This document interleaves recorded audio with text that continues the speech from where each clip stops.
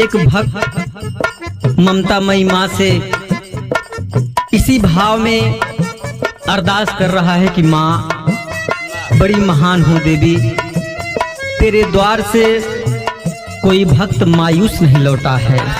क्या कह रहा है?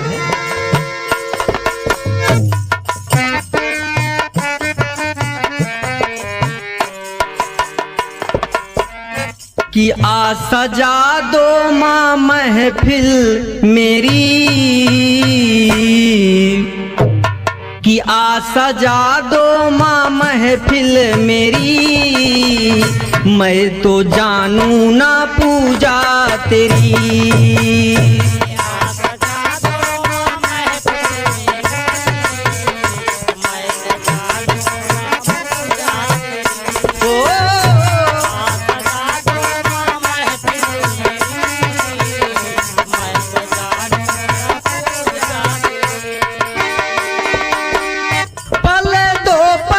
मुझको निहारी, पल दो पल दे मुझको निहारी, खुल जाएगी किस्मत मेरी, खुल जाएगी किस्मत मेरी, मैं तो जानू ना पूजा तेरी।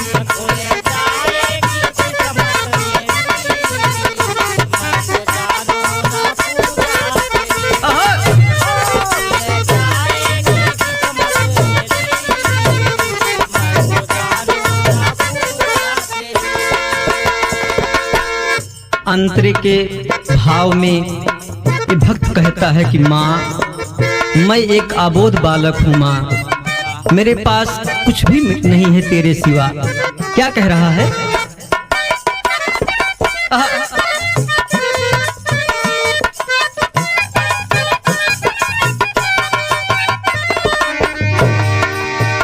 मुझको स्वर लय का कुछ ज्ञान ना, मुझको स्वर लय का कुछ ज्ञान ना, मैं तो अनपढ़ और नादान माँ, मुझको स्वर लय का कुछ ज्ञान ना।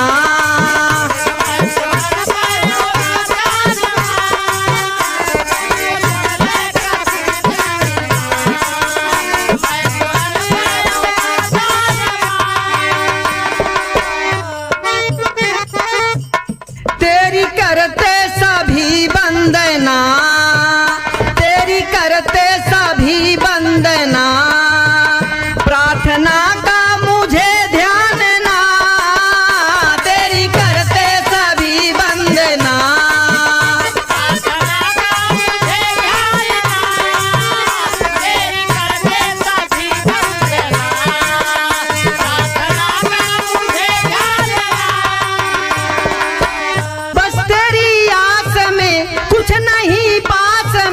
लाज रख लो ना करना देरी,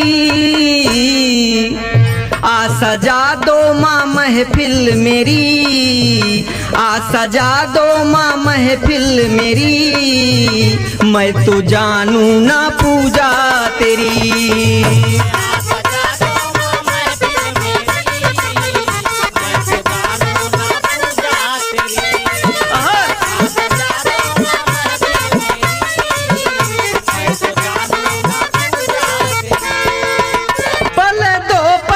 मुझको निहारी, पल दो पल दे मुझको निहारी, खुल जाएगी किस्मत मेरी, मैं तो जानू ना पूजा तेरी।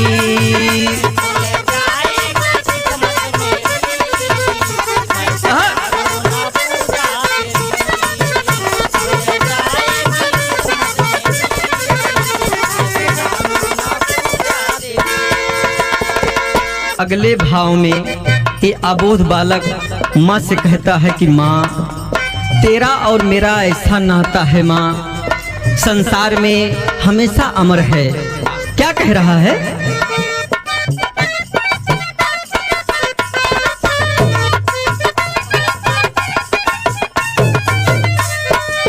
मेरा तेरा एक नाता है माँ, तेरे बिन कुछ ना भाता है माँ, मेरा तेरा एक नाता है माँ।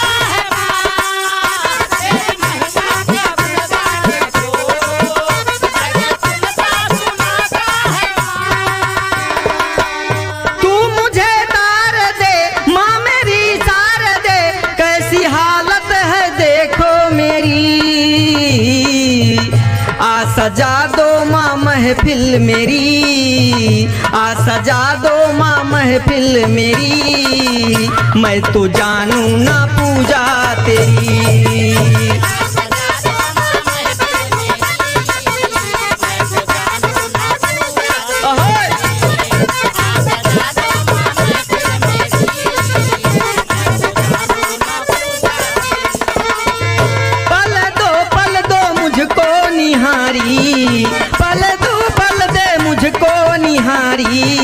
खुल जाएगी किस्मत मेरी, आ सजा दो माँ महफिल मेरी।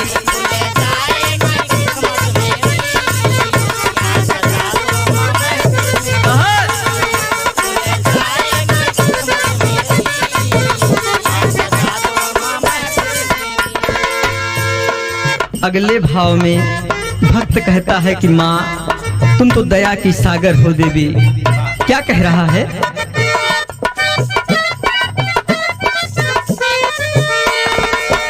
तू तो ममता की मूरत है माँ, कितनी प्यारी सी सूरत है माँ। तू तो ममता की मूरत है माँ,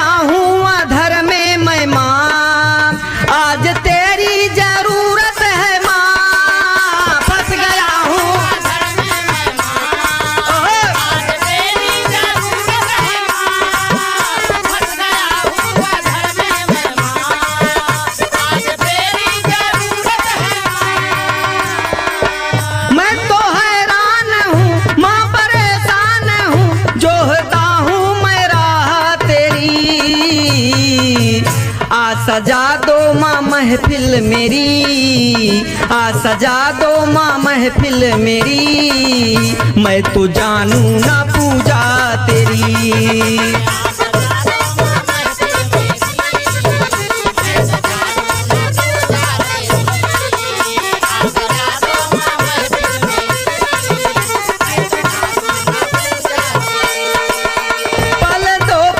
मुझको निहारी, पल दो पल दे मुझको निहारी, खुल जाएगी किस्मत मेरी, खुल जाएगी किस्मत मेरी, मैं तो जानू ना पूजा तेरी।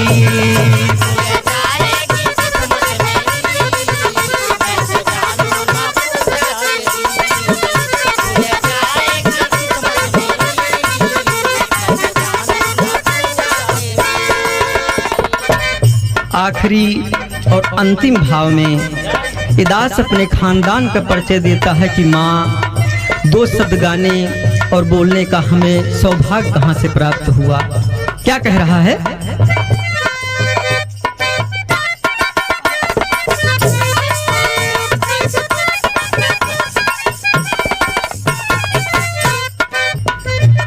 सुख सलिल नभ में अंबर चली, जो है ऊंची अटारी गली। सुख सलिल नभ में अंबर चली,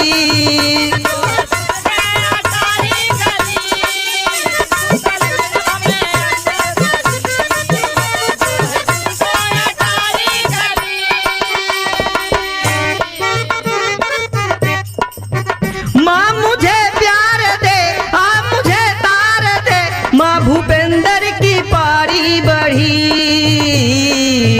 आ सजा दो माँ महफिल मेरी, आ सजा दो माँ महफिल मेरी, मैं तो जानू ना पूजा तेरी, आ सजा दो माँ महफिल